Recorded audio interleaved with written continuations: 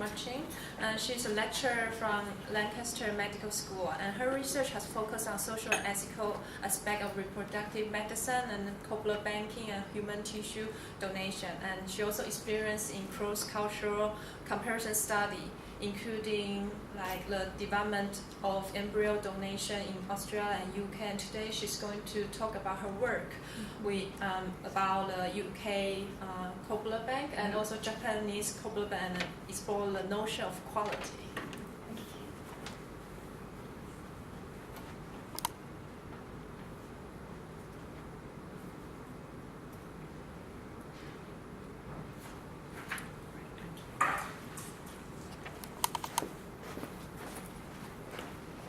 Thank you very much for choosing to come to this session. And thank you very much to Jessica for the invitation. I'm delighted to be around so many people doing cord blood banking and collection from different parts of the world, so that's lovely. Oh, sorry. Thank you. Thank you.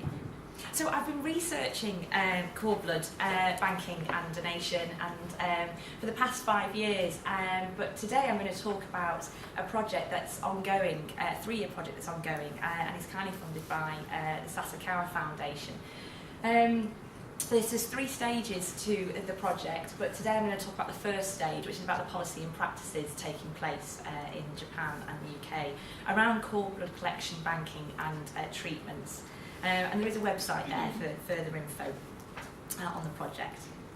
So it's really hard, I don't know if anybody else finds it, it's really hard to get some figures, sort of facts and figures about cord blood banking and collection. So forgive me, I can't tell you, I spent 1 hour actually just trying to find how many stem cell transplants there's actually been. So I've tried really hard in this presentation to get as many facts and figures as I can, but I'm very open to the possibility that what I'm presenting may be incorrect, because somebody else has got more up-to-date figures, so please bear with me. I've also assumed, for the interest of time, that you are aware of how cord blood is collected and how and the blood disorders it can treat. But I thought it might be useful to start with understanding cord blood treatments in a sort of global context. So with nearly over 620,000 cord blood units have been donated to the public banks worldwide since the first public bank opened in 1991 in New York.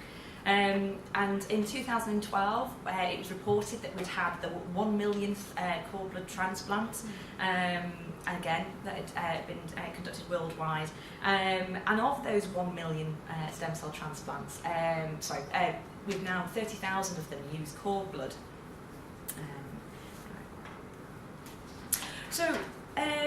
The figures I can find suggest that the largest banks are in the States and in Spain. And it seemed to be that Spain and the States sort of dominate in terms of collection, banking and transplants. So, for example, in 2008, the amount of cord blood units stored in the American public banks represented over 43% of the world's total cord blood stored. And Spain is actually the most prolific in collecting compared to other countries in the world. And apparently in Spain, 40% of all transplants carried out use cord blood, which is actually very vast compared to other countries in the world. So cord blood units are sourced through national and international registries. So we've got one like AsiaCord, EuroCord, the World Marrow Donor Association. Cord blood banking is big business. Each unit can cost between £16,000 to £25,000. The units traded through the World Marrow Donor Association again in 2008. The international cord blood market was worth in excess of £20 million. So there's a lot of money for governments to be made in cord blood. Standards are set according to these agencies, JC FACT and NetCord, but these are actually voluntary agencies. So there will be banks on this World Marrow Donor Association, for example, which aren't actually registered with these standard setting agencies. So bringing it a bit closer to home now with Japan and the UK, I thought they make some really interesting comparisons when you look at the two together. So in Japan, the first transplant, a cord blood transplant, was in 1996, and it was a year later that their bank opened, their first public cord blood bank opened. There's now almost 33,000 cord blood units stored in Japanese public banks, and approximately 10,000 cord blood transplants have been carried out, and that's according to the cord blood bank network in Japan. They used to have 11 cord blood banks in Japan. It's now been reduced to 8, but they are all funded by their government, which is the Ministry of Health, Labour and Welfare. And they collect from 108 hospitals, which is quite phenomenal when you look at the UK. And it is facilitated by the Japanese Red Cross.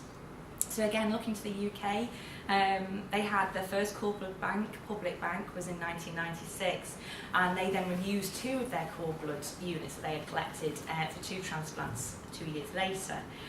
They've got almost 20,000 cord blood units stored in public banks, and the figures I can find for our cord blood transplants is actually from between 2007 and 2010, only 400 cord blood treatments were carried out. We've got 2 public banks in the UK, but they've recently merged, and again they are funded by the government, and they collect from only 8 sites, and those 8 sites have rapidly increased actually. So it wasn't so long ago we were looking at only 5 cord blood collection sites, and it's partnered with the Anthony Nolan Trust, which is a charity similar to the Red Cross in Japan. So, with all that in context, why Japan and the UK, why look at them as a cross-cultural comparison? And actually, as you might realise now, cord blood treatments is actually quite novel in Japan and the UK compared to what we saw with the States and Spain.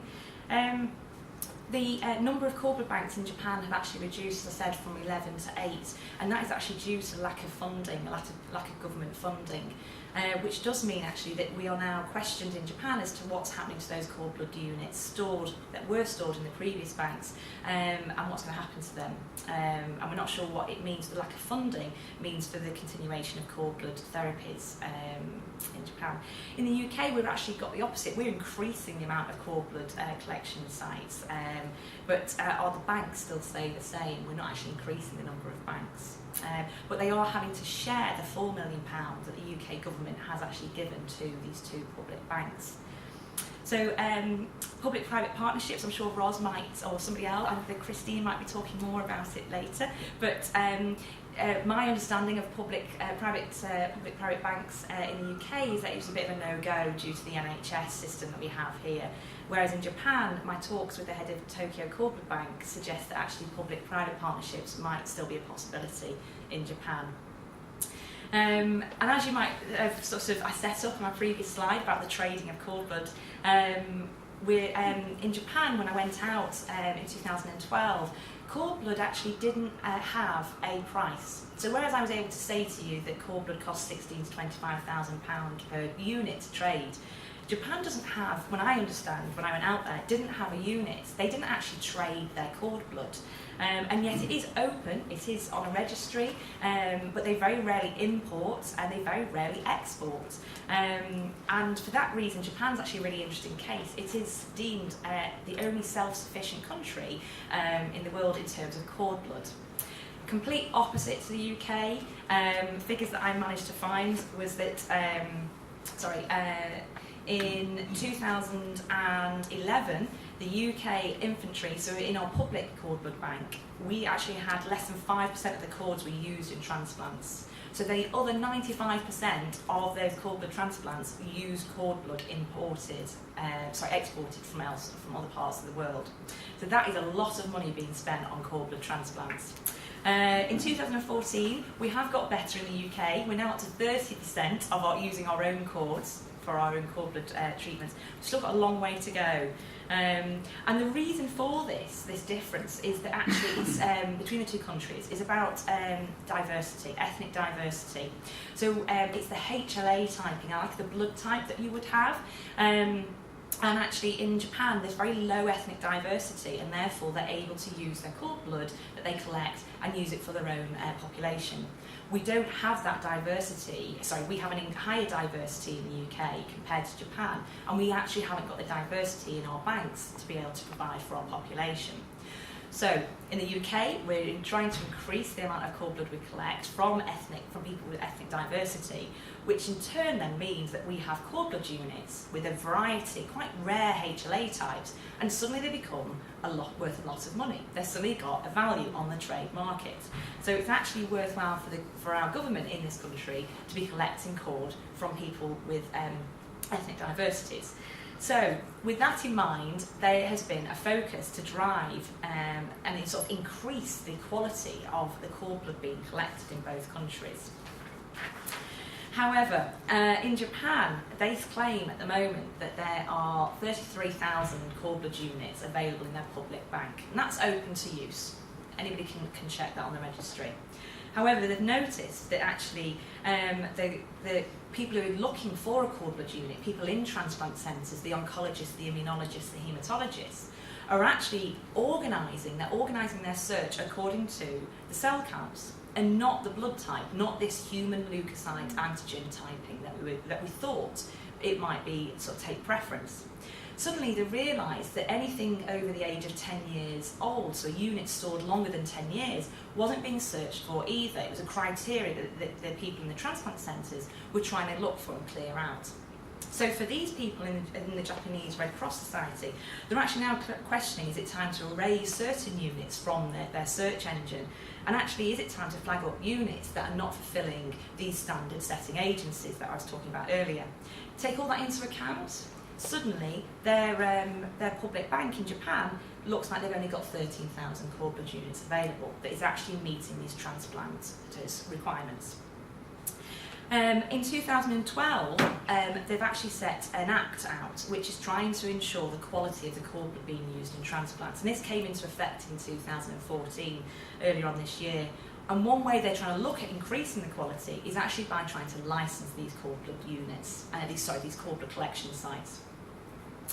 In the UK, we've got a similar focus on driving this quality of cord blood, and the APPG that we talk about here in the UK, they're trying to get these cost efficiency measures. So they're trying to say actually the amount of money it takes to collect cord blood, to store it, to process it, to use it. We need to kind of be reimbursing, we need to get this money back some way. The way to do that is actually by trying to get the best quality cord blood from these hospitals.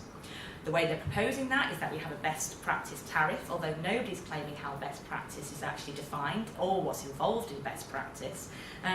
But the idea is that if we don't give them an incentive, that they won't actually bother collecting the cord blood for us.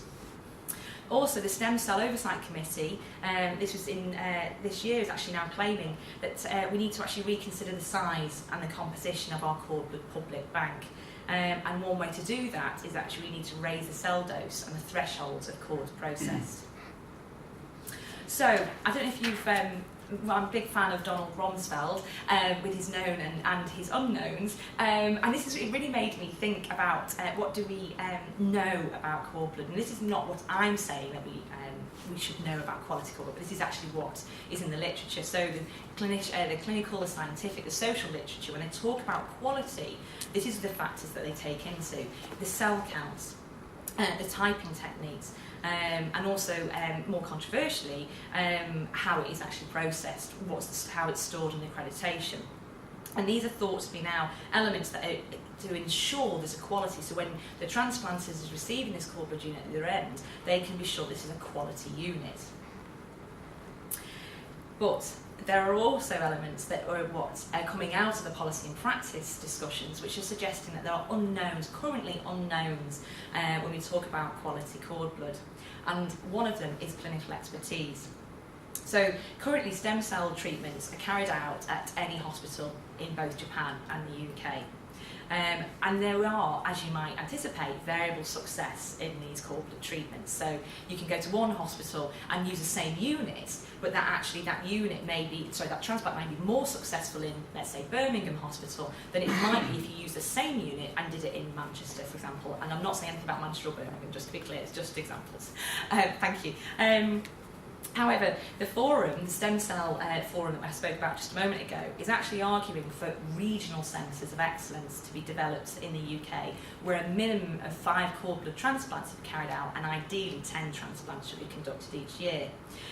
Now, there's a suggestion that this clinical expertise around cord blood treatments will actually begin to influence these notions of quality and suggest that the success of cord blood therapies are dependent on these inherent properties of cord blood. It's actually being challenged by this idea that we've got clinical expertise, and it's actually about the person who's doing the treatment, not the actual cord blood unit. Similarly, another unknown that I'm finding from the policy and practice literature is about maternity practices. And we talk about, or transplanters talk about transplant quality. They want a unit that they know is going to be of transplant quality. And the idea now is that the timing of when the umbilical cord is clamped is suggesting that can actually influence the volume of cord blood collected.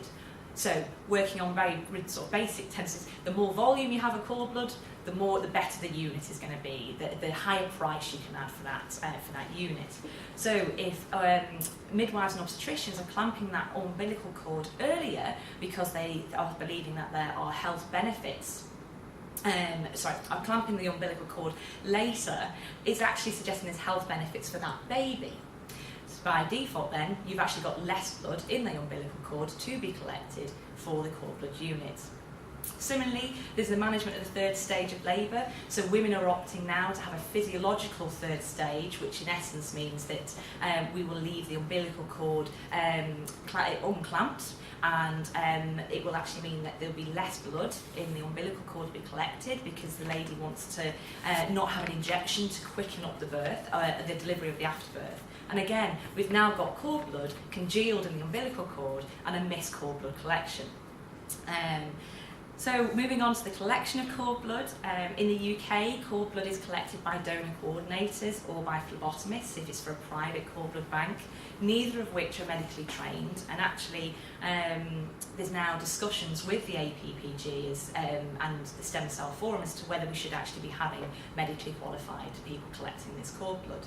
In Japan, however, it's the obstetricians that collect the cord blood, and one obstetrician I chatted to at Kyoto Medical School said it really gets quite messy because they actually collect the cord blood whilst the baby is still attached and the afterbirth is still within the mum. So you've got an obstetrician, I'm sorry, I'm on to my last slide, an obstetrician trying to collect the cord blood. And it's very tricky when they're also worrying about the mum and the baby as well. So let's move on to my last slide, I promise. So with all this in mind, I've hopefully convinced you that the policy and practice discussions in both the UK and Japan suggest that actually at various stages of the cord blood treatment process actually influence people's perceptions of what makes a quality cord blood unit. And I'm beginning to come around to the idea that perceptions of quality cord blood suggest there's a shift from simply claiming that a unit is of transplant quality is actually based on the cell count or on the HLA type. And it appears actually there's human factors involved and determine what makes a quality cord blood unit. And over the next year or so, we plan to collect some interview and survey data to give us some insight into how those working in transplant centres also view these other processes that are playing the clinical expertise and the maternity practices. Thanks for your time.